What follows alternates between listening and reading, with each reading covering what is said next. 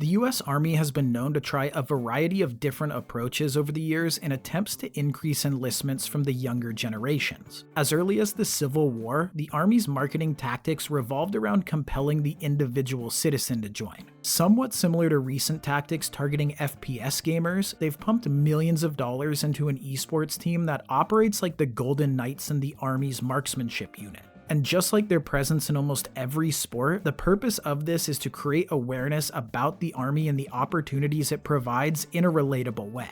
Sports overall have always had a big connection with the Army, but not everyone's an athlete or pro gamer. Part of this new strategy surrounding video games includes heavily advertising on platforms like Twitch, where a lot of casual gamers and young audiences hang out and interact. This is all allocated in the Army's $1 million investment on the live streaming website, where recruiters also go live to talk to viewers. Despite their intentions behind this initiative, it's already caused some problems with Twitch and potentially the US government. Twitch shut down a US Army esports' promotion because it violated the platform's terms and services. Basically, the Army was running a giveaway for an Xbox Elite Series 2 controller, but the promotion directed viewers to a military recruitment form with no mention of the contest details. We're getting off topic already, but it's evident they're having a hard time tapping into this newer generation. It also doesn't help when young recruits go to platforms like TikTok to share firsthand stories on why they joined and why they regret joining. But all of this doesn't change anything when it comes to the Army spending money on advertising, and these approaches to recruitment are not just limited to the digital realm. And I'm not talking about recruiters showing up at your high school where 90% of the students don't care anyway. I'm talking about their deep-rooted connection with the traditional sports and sports media, which remains one of the most significant and longest-running aspects of their marketing strategy. The discipline, teamwork, and physical rigor mirror the values and skills that the Army seeks to instill in its recruits, so there's no surprise there. And in many parts of the country, Americans love just a few things: religion, family, their country, and sports. The US Army enlistment data shows the number of recruits has fluctuated over the years, but has mostly been on the decline. Unlike the data reflecting interest in college and professional sports, which has increased in comparison to their early days. West Point, known formally as the United States Military Academy, has a storied history of integrating sports into its curriculum. West Point's D1 athletic program, which includes a wide array of sports teams, the biggest being football, draws in a fairly large audience. But we're going to be focusing on the Army's attempts to increase enlistments through professional football. By leveraging the popularity and extensive reach of professional football, the Army aims to tap into the sports-loving demographic by promoting the military service as a noble and rewarding career choice. The NFL also has a history of taking money from the Department of Defense. More recently, in 2015, an investigation was conducted and it revealed that between 2011 and 2014, 14 different NFL teams received a total of $5.4 million from the DoD. The funds were used towards big ceremonies honoring veterans, full field flag displays, tickets, promotions, and many other miscellaneous expenses. In 2016, the NFL ended up actually auditing themselves and returned over $700,000 to the DoD after an investigation led by Senators John McCain and Jeff Flake into paid patriotism was conducted. The aftermath of the investigation led to a halt in direct funding, and the NFL has not received any money directly from the DoD since.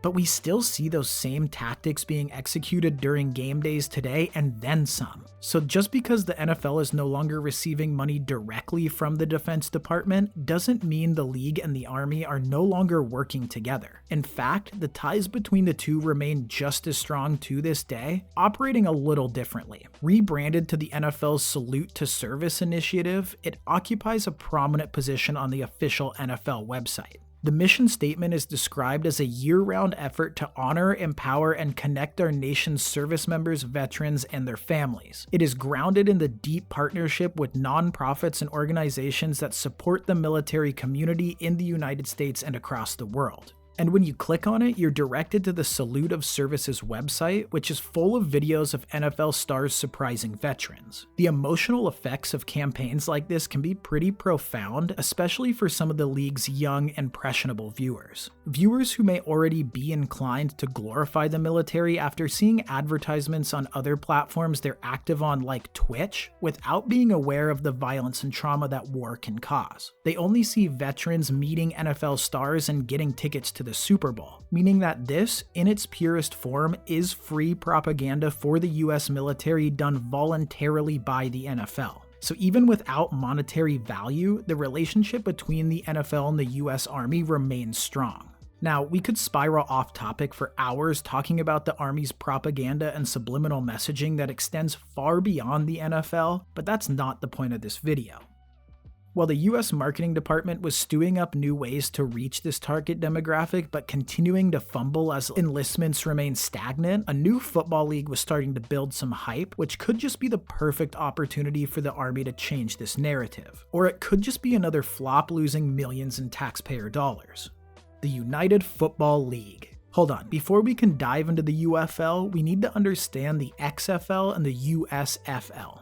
The XFL was a professional American football minor league that consisted of 8 teams located across the United States. It was founded by WWE executive Vince McMahon in 2018 as a continuation of a league that had the same name, which he also founded back in 2001. It only ever played 1 season, and McMahon founded this new league in hopes of having a faster, simpler play style compared to the National Football League. The seasons ran from February to May, with each of the league's teams playing a 10-game regular season and the top 4 progressing to the playoffs and then a championship. The XFL operating in the winter and early spring months after the NFL season ended and before the USFL season started was actually a big factor that was able to give them a little bit of a boost. The league also had a player-personnel partnership with the Indoor Football League, functioning as the XFL's minor league. Unfortunately, after only 5 weeks into the 2020 season, both leagues ceased to play due to the COVID-19 pandemic and shortly after filed for bankruptcy. Just some early indicators that may suggest it might have not been doing so well to begin with.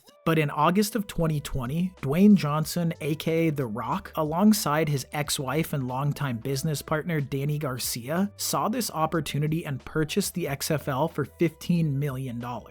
In 2022, a year before the XFL started their new season under this new ownership, a standalone league that started in 1983 was also being reborn, the USFL. Similar to the XFL, the USFL, or the United States Football League, was a professional minor league with 8 teams. It was set up in kind of a weird way though, because a majority of the teams didn't even play in the metropolitan areas of the cities that they were named after. During the inaugural 2022 season, every game was played in Birmingham, Alabama, which explains why the league only lasted 2 seasons, but somewhat of a surprise when in September of 2023, the XFL announced after their first season back that they would be partnering with the USFL. And this is where we get the UFL, or the United Football League.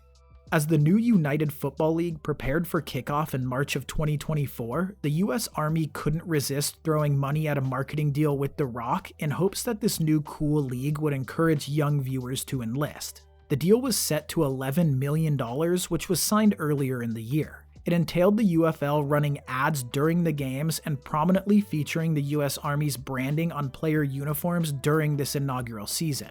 That portion of the deal was valued at around $5 million, while the remaining $6 million was given to the co-owner of the league, The Rock, to boast about the US Army and the UFL in 5 social media posts. That might sound crazy, but with The Rock having 396 million followers on Instagram, that payment amount does seem to be correct. Unfortunately, according to a review conducted by the Army Projects, this partnership actually caused more harm, leading to a loss of 38 enlistments. This bad news comes at a time when the Army's in the midst of a historical recruiting crisis that has been partially worsened by the service struggling to navigate modern marketing trends. Much of its efforts are still geared towards funneling money into cable TV style ads and marketing deals with other traditional television broadcasts, such as sports, which most of Gen Z has left behind. From the beginning, the Army staff warned against partnering with the UFL. Service officials said that the financial burden was just way too high and the viewership was too low, and even the most optimistic estimations of the partnership showed that it would yield very few recruits. One senior Army marketing official in an interview with military.com said the deal echoed the National Guard's $88 million NASCAR sponsorship, which also reportedly didn't lead to a single new soldier joining the ranks. The UFL partnership was ultimately pushed through directly by General Randy George, the Army Chief of Staff. While the goal of increasing enlistments through the UFL totally backfired on him, there's still hopes for the US Army to recoup some of these losses. The center of gravity for this deal was The Rock, whom service planners were hoping could elevate the Army's brand, as he is among one of the most famous celebrities in the world with a strong cross-demographic appeal. But Johnson didn't fulfill his end of the deal, making only 2 of the 5 social media posts. And realistically, not that the additional posts would have helped the Army substantially, but they are hoping to get back that $6 million from the UFL and The Rock.